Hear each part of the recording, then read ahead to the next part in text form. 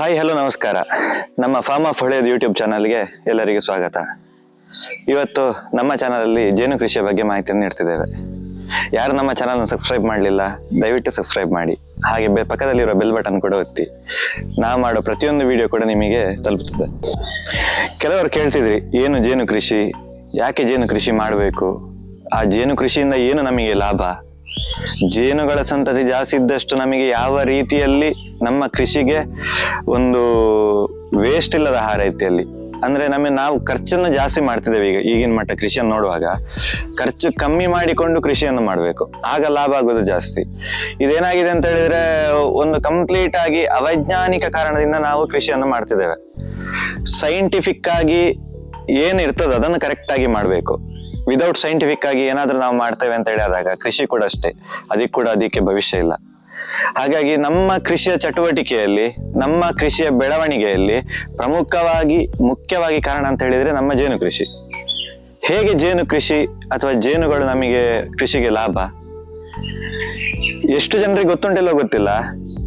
ಒಂದೇ ಒಂದು ಜೇನಿಲ್ಲ ಅಂತ ಹೇಳಿ ಆದ್ರೆ ನಾಳಿನ ಕಾಲದಲ್ಲಿ ಕೃಷಿ ಅನ್ನೋದು ಅಥವಾ ಮನುಷ್ಯ ಬದುಕುವುದೇ ಕಷ್ಟ ಉಂಟು. ಈ ಪಾಲಿನೇಷನ್, ಪರಾಗ ಪ್ರಕ್ರಿಯೆ ಅಂತ ಹೇಳಿ ಹೇಳ್ತೇವೆ. ಈ ಪರಾಗ ಪ್ರಕ್ರಿಯೆಗೆ ನಮಗೆ ಜೇನು ಹೇಳುವಂಥದ್ದು ಅತ್ಯಂತ ಮುಖ್ಯವಾಗಿರುವಂಥದ್ದು. ನಾವು ಯಾವಾಗ ಪರಾಗ ಕ್ರಿಯೆಯನ್ನ ನಾವು ಮ್ಯಾನ್ಯಲ್ ಆಗಿ ಮಾಡ್ಲಿಕ್ಕೆ ಹೊರಟಾಗ ನಮ್ಮ ಕೈಯಲ್ಲಿ ಆಗುವಂಥದ್ದು, ಇದು ನಮ್ಮ ಕೈಯಲ್ಲಿ ಆಗ್ತದ? ಆದ್ರೆ ಆ ಜೇನು ನಮಗೆ ಅಷ್ಟು ಹೆಲ್ಪ್ ಮಾಡ್ತಾ ಉಂಟು.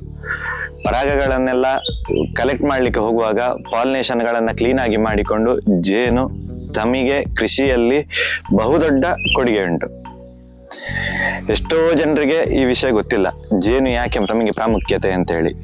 ಅದನ್ನ ಈ ವಿಡಿಯೋದಲ್ಲಿ ನಾನು ನಿಮಗೆ ತಿಳಿಸಿಕೊಡ್ತೇನೆ, ಜೇನು ಯಾಕೆ ಬೇಕು ನಮಗೆ ಅಂತ ಹೇಳುವಂಥದ್ದು. ನನಗೆ ಈ ಒಂದು ಟ್ಯಾಗ್ ಲೈನ್ ಅಂತ ಹೇಳುವಂಥದ್ದು, ಟ್ಯಾಗ್ ಲೈನಿಗಿಂತ ಹೇಳೋದಕ್ಕಿಂತ ಈ ಜೇನಿನ ಬಗ್ಗೆ ಒಂದು ವಾಕ್ಯ ಇದೆ, ಅದನ್ನು ಕೇಳಲಿಕ್ಕೂ ಹಾಗೆ ಬದುಕಲಿಕ್ಕೂ ತುಂಬಾ ಇಷ್ಟ. ಬದುಕಿದರೆ ಜೇನುವಿನ ಹಾಗೆ ಬದುಕಬೇಕು ಅಂತ ಹೇಳ್ತಾರೆ. ಯಾಕೆ ಅಂತ ಹೇಳಿದ್ರೆ, ಒಂದು ಜೇನು ಕಾಡಿನಲ್ಲಿ ಎಷ್ಟೋ ದೂರ ಮೈಲುಗಟ್ಟಲೆ ಹೋಗಿ ಅದು ಏನನ್ನು ಹುಡುಕ್ತದೆ?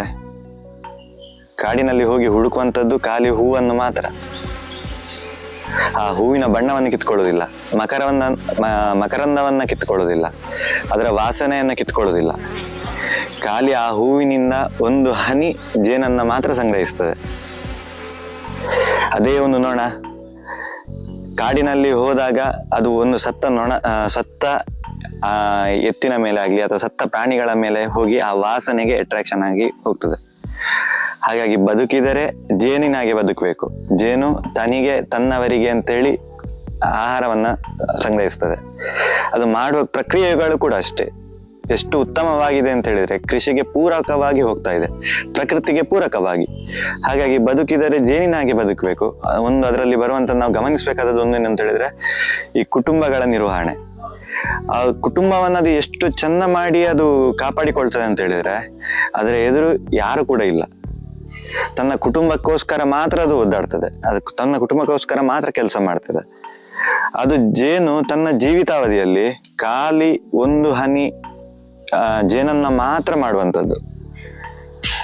ಆದ್ರೆ ಜೀವಿತಾವಧಿ ಅದಕ್ಕೆ ಮಾಡುವಂಥದ್ದು ಏನು, ಕೆಲಸ ಮಾಡು ಮಾಡು ಮಾಡು ಮಾಡು ಮಾಡು ಅಷ್ಟೇ ಇರುವಂಥದ್ದು, ಬಿಟ್ರೆ ಮತ್ತೆ ಯಾವುದು ಕೂಡ ಇರುವುದಿಲ್ಲ. ಅದಕ್ಕೆ ಕೆಲಸವನ್ನ ಮಾಡು, ತನ್ನ ಕುಟುಂಬವನ್ನು ರಕ್ಷಿಸು ಅಷ್ಟೇ ಇರುವಂಥದ್ದು, ಬಿಟ್ರೆ ಜೇನಲ್ಲಿ ಮತ್ತೆ ಯಾವುದು ಕೂಡ ತೊಂದರೆಗಳಿಲ್ಲ. ಪ್ರಕೃತಿಗೆ ಬೇಡವಾದದ್ದು ಇತ್ತು ಅಂತೇಳಿ ಆದ್ರೆ ಅದು ಮನುಷ್ಯ ಮಾತ್ರ. ಪ್ರಕೃತಿಗೆ ಬೇಡವಾದವನು ಅಂತ ಹೇಳಿದ್ರೆ ಮತ್ತೆ ಪ್ರಕೃತಿಗೆ ಎಲ್ಲವೂ ಕೂಡ ಬೇಕು. ಯಾಕೆ ಎಲ್ಲವೂ ಕೂಡ ಪ್ರಕೃತಿಗೆ ಪೂರಕವಾಗಿರುವಂಥದ್ದು. ಮನುಷ್ಯ ಈಗ ಎಂತ ಮಾಡ್ತಿದ್ದಾನೆ ಅಂತ ಗೊತ್ತಿದೆ, ಈಗ ಪ್ರಕೃತಿಗೆ ವಿರುದ್ಧವಾಗಿಯೇ ಹೋಗ್ತಿರುವಂಥದ್ದು. ಹಾಗಾಗಿ ಪ್ರಕೃತಿಗೆ ಪೂರಕವಾಗಿದ್ರೆ ಮಾತ್ರ ನಾಳಿನ ಜೀವನ ನಡೆಯುವಂಥದ್ದು. ಪ್ರಕೃತಿ ವಿರುದ್ಧವಾಗಿ ನಾವು ಮಾಡ್ತೇವೆ ಅಂತ ಹೇಳಿದಾಗ ಯಾವುದು ಕೂಡ ಇರೋದಿಲ್ಲ. ಹಾಗಾಗಿ ಜೇನಿನ ಈ ನಡವಳಿಕೆ ಹೇಳ್ತೇವೆ, ಅದರದ್ದು ಇರುವಂತ ಬಿಹೇವಿಯರ್ ಏನು ಹೇಳ್ತೇವೆ, ಅದು ತುಂಬಾ ಇಷ್ಟ. ಏನು ಜೇನು ಕೃಷಿ ಹೇಳಿದ್ರೆ, ಜೇನು ಸಾಕಾಣಿಕೆ ಅಂದ್ರೆ ಬೇರೆ, ಜೇನು ಕೃಷಿ ಹೇಳುವಂಥದ್ದು ಬೇರೆ. ಜೇನು ಸಾಕಾಣಿಕೆ ಅಂದ್ರೆ ಹೇಳಿದ್ರೆ ಖಾಲಿ ಜೇನು ಪೆಟ್ಟಿಗೆಯನ್ನ ಇಟ್ಟು ಪೋಷಿಸುವಂಥದ್ದು. ನಮಗೆ ಬೇಕಾದಾಗ ಯಾವಾಗ ನಮಗೆ ಜೇನು ಕಲೆಕ್ಟ್ ಮಾಡ್ಕೊಳ್ತೀವ ಆ ಟೈಮಿಗೆ ನಾವು ಖಾಲಿ ಜಸ್ಟ್ 1 ಅಥವಾ 2 ಬಾಕ್ಸ್ ಅನ್ನ ಇಟ್ಕೊಳ್ಳುವಂಥದ್ದು ಜೇನು ಸಾಕಾಣಿಕೆ. ಜೇನು ಕೃಷಿ ಹೇಳಿದ್ರೆ 10ಕ್ಕಿಂತ ಮೇಲೆ ಪಟ್ಟಾಗ ಬಾಕ್ಸ್ಗಳು ನಾವು ಜೇನು ಕೃಷಿ ಅಂತ ಹೇಳ್ತೇವೆ. ಹೇಗೆ ನಾವು ತೋಟ ಹಾಗೆ ಅಡಿಕೆ ತೆಂಗು ಬೆಳಿತೇವ, ಅದೇ ರೀತಿಯಲ್ಲಿ ಕೂಡ ಜೇನು ಕೃಷಿ ಕೂಡ ಹಾಗೆ. ಅವುಗಳಲ್ಲಿ ಕೂಡ ಹಾಗೆ ಅವುಗಳ ಮೇಂಟೆನೆನ್ಸ್ ಕೂಡ ಇರ್ತದೆ. ಮಳೆಗಾಲದಲ್ಲಿ ಮೇಂಟೆನೆನ್ಸ್ ಅಂತೇಳಿ ಬೇರೆ ಇರ್ತದೆ, ಚಳಿಗಾಲದ್ದು ಅಂತೇಳಿ ಬೇರೆ ಇರ್ತದೆ, ಬೇಸಿಗೆಗಾಲದಲ್ಲಿ ಅಂತೇಳಿ ಬೇರೆ ಇರ್ತದೆ. ಈ 3 ಕಾಲದಲ್ಲಿ ಅವುಗಳನ್ನ ಸಂರಕ್ಷಣೆ ಮಾಡೋದು ಅಂತ ಹೇಳಿದೆಯಲ್ಲ, ಅದನ್ನ ನಾವು ಕಂಪ್ಲೀಟ್ ಆಗಿ ಜೇನು ಕೃಷಿ ಅಂತೇಳಿ ಹೇಳ್ತೇವೆ. ಮಳೆಗಾಲದಲ್ಲಿ ಅವುಗಳಿಗೆ ಬರುವಂತ ಸಮಸ್ಯೆ ಅಷ್ಟು ಬೇರೆ ಯಾರಿಗೂ ಅಷ್ಟು ಸಮಸ್ಯೆ ಬರ್ಲಿಕ್ಕಿಲ್ಲ, ಆ ರೀತಿಯಲ್ಲಿ ಸಮಸ್ಯೆ ಬರ್ತದೆ ಜೇನುಗಳಿಗೆ. ನಿಜವಾಗಿಯೂ ನಾವು ಒಂದು ಅರ್ಥ ಮಾಡ್ಕೊಳ್ಬೇಕು, ಜೇನು ತಾನು ಹೊರಗೆ ಹೋದ್ರೂ ಕೂಡ ಅಲ್ಲಿ ವೈರಿಗಳಿರ್ತಾರೆ, ಗೂಡಿನಲ್ಲಿದ್ರು ಕೂಡ ಅವುಗಳಿಗೆ ಶತ್ರುಗಳ ಬಾಧೆ ಜಾಸ್ತಿ ಇರ್ತದೆ. ಹೊರಗೆ ಹೋದಾಗ ಅವುಗಳಿಗೆ ಹೇಗೆ ಅಂತ ಹೇಳಿದ್ರೆ, ಕಣ್ಣು ಅಷ್ಟು ಸೂಕ್ಷ್ಮ ಇದ್ರೂ ಕೂಡ ಅವುಗಳು ಎಂಥದೆಲ್ಲ ತಪ್ಪಿಸ್ಕೊಂಡು ಹೋಗ್ಬೇಕು ಅಂತ ಹೇಳಿದ್ರೆ, ಹಕ್ಕಿಗಳ ಬಾಯಿನ ತಪ್ಪಿಸ್ಕೊಂಡು ಹೋಗ್ಬೇಕು, ಒಂದು ಕಡೆ ಜೇಡದ ಬಲೆಯನ್ನು ತಪ್ಪಿಸ್ಕೊಂಡು ಹೋಗ್ಬೇಕು.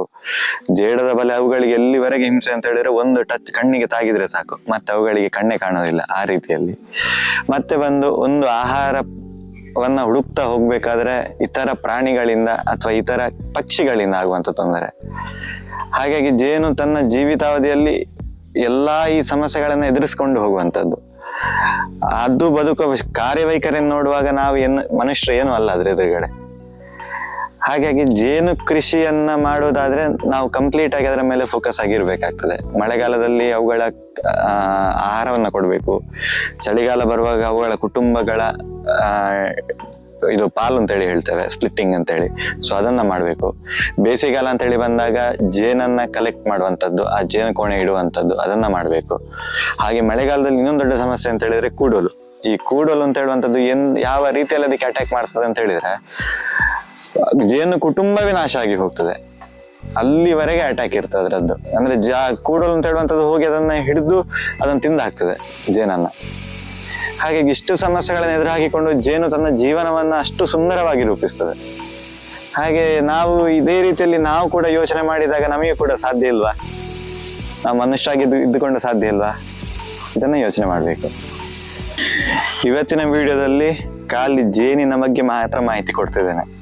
ಯಾಕಂತ ಹೇಳಿದ್ರೆ ಇದು ಕಂಟಿನ್ಯೂಸ್ ಆಗಿ, ಇದು ತುಂಬಾ ದೊಡ್ಡದಾದ್ರೆ ವಿಡಿಯೋ ನೋಡ್ಲಿಕ್ಕೆ ಕೂಡ ಸ್ಕಿಪ್ ಮಾಡ್ತೀರಿ.